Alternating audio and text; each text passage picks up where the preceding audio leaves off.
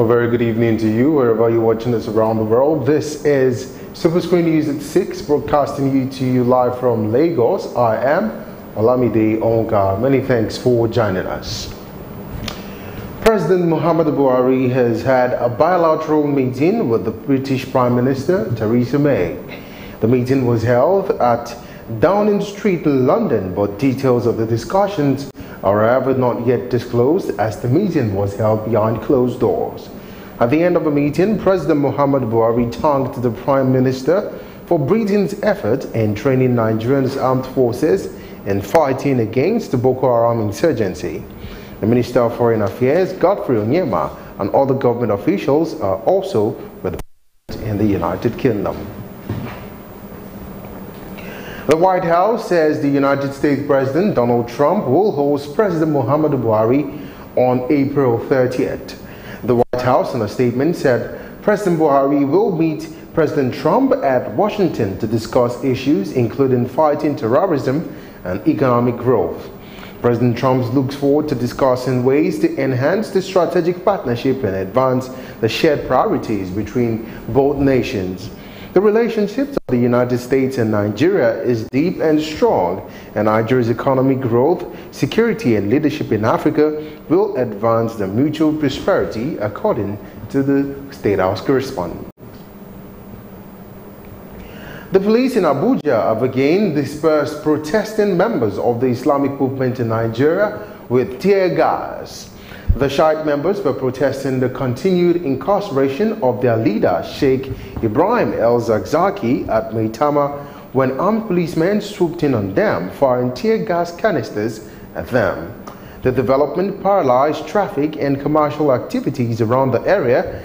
Everyone avoided the area to avoid getting caught up in the fracas. Many of the Shiite members were seen running away, while some of them defiantly stood their ground as a police truck fired water cannons at them.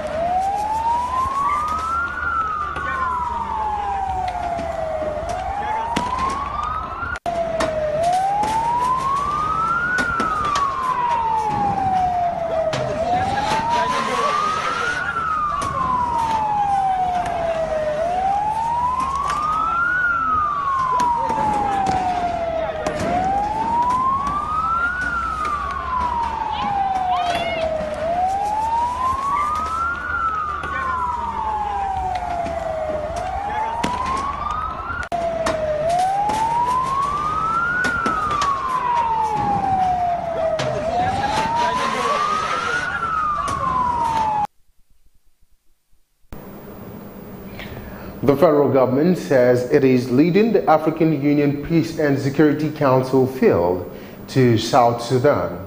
A permanent representative of Nigeria to African Union, Bankole Adeoye, told journalists that the mission is likely a key agenda of the APC for the month of April 2018 under the chairmanship of Nigeria. Adeoye said the 5-day mission to South Sudan, which commenced on Sunday, will end on April 19th. The PSC, led by Nigeria, will also endeavor to find solutions to political and unfolding economic challenges while engaging the government and opposition parties along with the civil society. Nigerian Army 6th Division, Port Harcourt, has concluded the Inter-Brigade Corporal and Below competition hosted by the 6th Division Garrison. The competition, which is aimed at equipping with knowledge soldiers in the discharge of the duties, was concluded in River State over the weekend. College Provost and Director of Studies Joseph Akman said the competition has improved competence and efficiency of the officers. It was witnessed by troops from various formations and units, a show of strength, tactics, and team spirit, which are the fundamentals of any armed forces around the world. It has also shown combat readiness and proficiency of the Nigerian Army at large and the troops of 6th Division Nigerian Army in particular. Also, I would like to use the privilege to enjoin the junior non-commissioned officers to keep the flag flying high, as always, and apply the prowess exhibited here today to their everyday life. Let me add that it's not only enough to be strong, you must be of good attitude. Others who spoke highlighted the importance of the competition in the development of the Nigerian Army officers.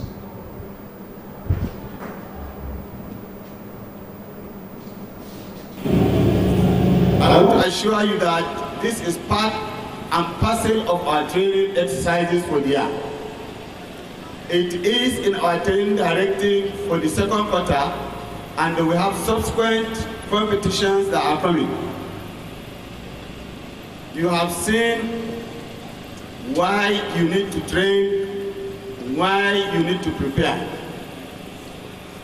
Like the MC said earlier on, for everything we do here is geared towards performance of our soldiers in the field.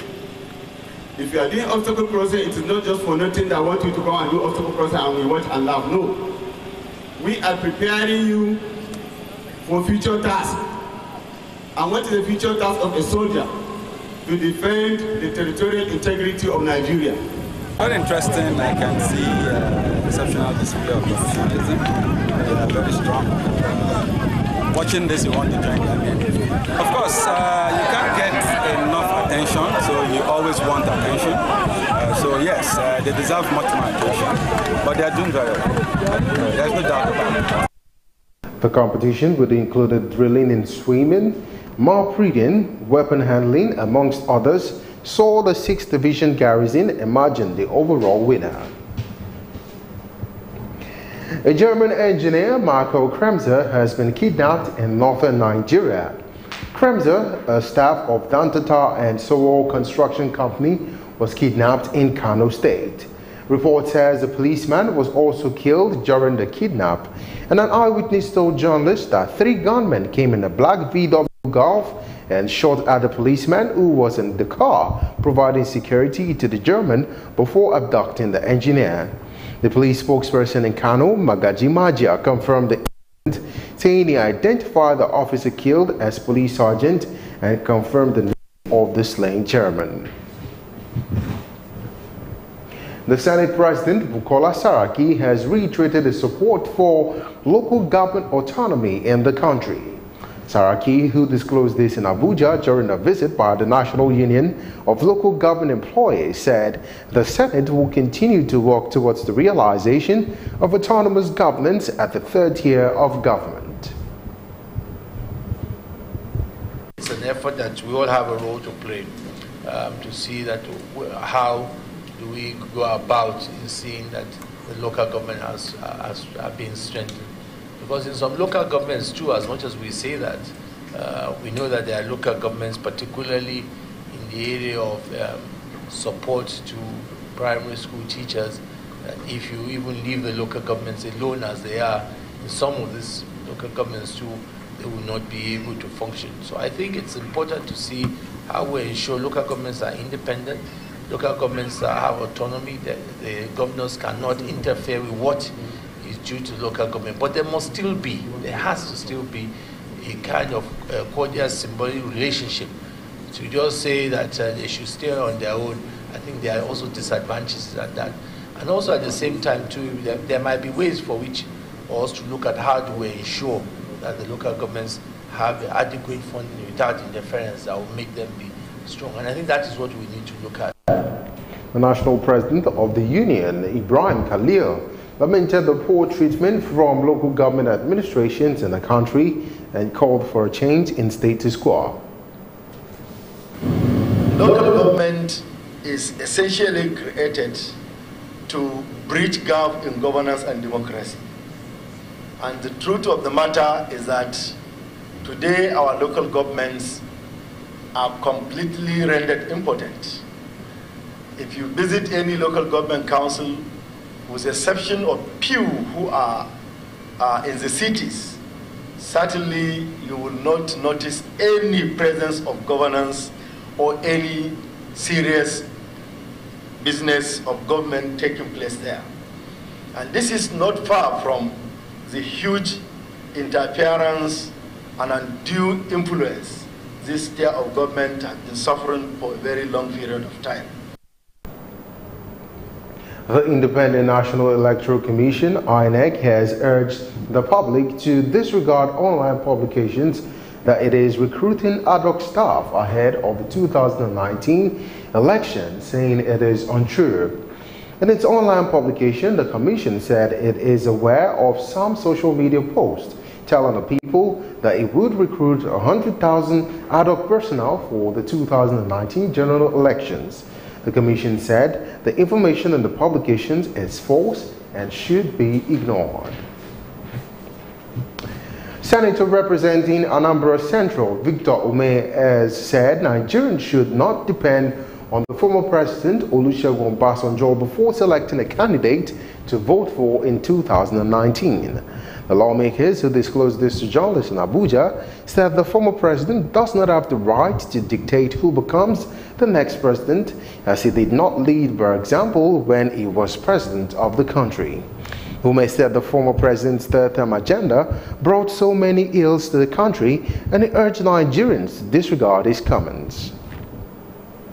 Those of us who served this country in political party leadership when Obasanjo was president, I was very critical of Obasanjo's presidency. I was. Because there were too many things he did I, as a person, did not agree with. I didn't see him as somebody who worked to a true democracy in Nigeria. Rather, he sabotaged democracy.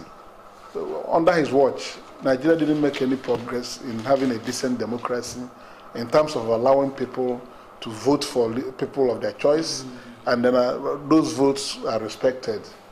Electoral banditry was of the highest proportion under Obasanjo's presidency. So if we are rating his stewardship, you can see that he failed in so many areas, and he also helped to institutionalize electoral corruption in Nigeria.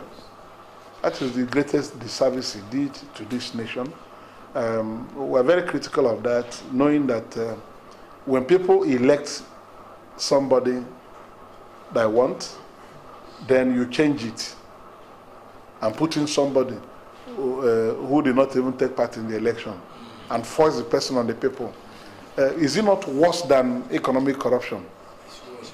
Electoral corruption is worse than economic corruption, because through electoral corruption we bring bad leaders into governance, and when they get in, they don't think about the ordinary people. You know, anything goes. So his era was an era of anything went. So in 2019, I will advocate for the Nigerian people to use their votes to decide what they want. Meanwhile, the former president, Olusegun Obasanjo, and a former secretary to the government of the Federation, Olu Falaye, will on Tuesday meet at Obasanjo's Abeokuta residence with an agenda on unseating President Muhammadu Buhari on 2019 elections. Falaye, who is the chairman of the Social Democratic Party, SDP, and Obasanjo would strategize on how to bring all third force elements under one banner. A source who is privy to the meeting said since President Buhari had ignored all warnings by Obasanjo and other former generals not to seek a second term for the sake of the country, many of such political meetings would be taking place. The personal assistant to Olu Falaye, Moshaji, confirmed the scheduled meeting with the former president. The All Progressives Congress has constituted a 68-member National Convention Committee. The list of the committee members was released by the party's National Secretariat in Abuja on Sunday. The list indicated that the governor of Jigawa State, Abubakar Dabaru, will chair the committee, while the governor of Ondo State, Rotimi Akeredolu, will be his deputy. Senator Ben Uwajumogu was named as member and secretary of the committee.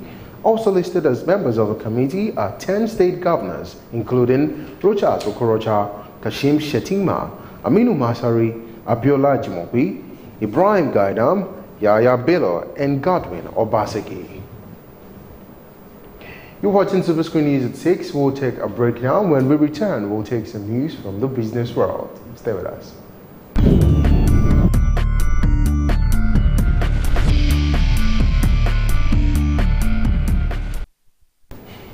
Welcome back, and now for some business stories. The Economic and Financial Crimes Commission, EFCC, has charged telecommunications company Globalcom Limited before the Lagos State Special Offences Court in Ikeja for an alleged fraud of $6.786 billion in water fund. The firm was charged alongside its Indian Chief Marketing Officer, Ashok Israni, who was listed as the first defendant in the case. The prosecuting counsel for EFCC, ABC Ozioko, who signed the charge sheet, claimed that the firm, as Israni, acted contrary to sections of the advance fee fraud and other fraud-related offences. However, when the case was called in court, the defendants were not in court.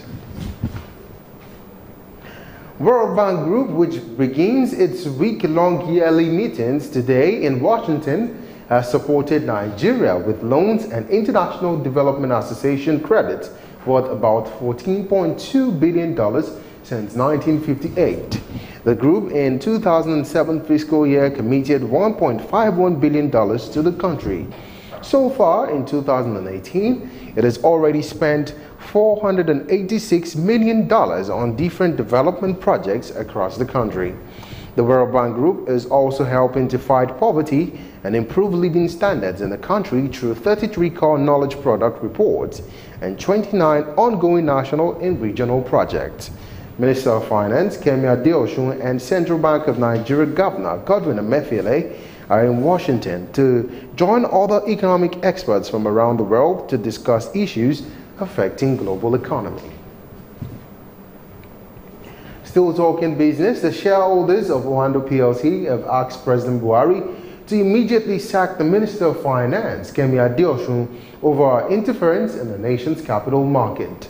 The National President of Trusted Shareholders Association of Nigeria, Mukhtar, the National Coordinator, Proactive Shareholders Association, Taiwo Oderinde, and the Coordinator, Owando Shareholders Solidarity Group, in a joint statement, accused the minister of trying to shield Owando from being probed by the Securities and Exchange Commission. Oderinde alleged that the forensic audit of Owando had been stalled due to interference by Adeosun to the detriment of Owando shareholders and the entire Nigerian capital market. The Methodist Church of Nigeria Metropolitan Diocese of Ikeja has called on Governor Akinwumi Ambode to consider a downward review of the land use charge. The church made the appeal in a communique at the end of its second annual synod at Elliott Memorial Methodist Church in Iju, Lagos.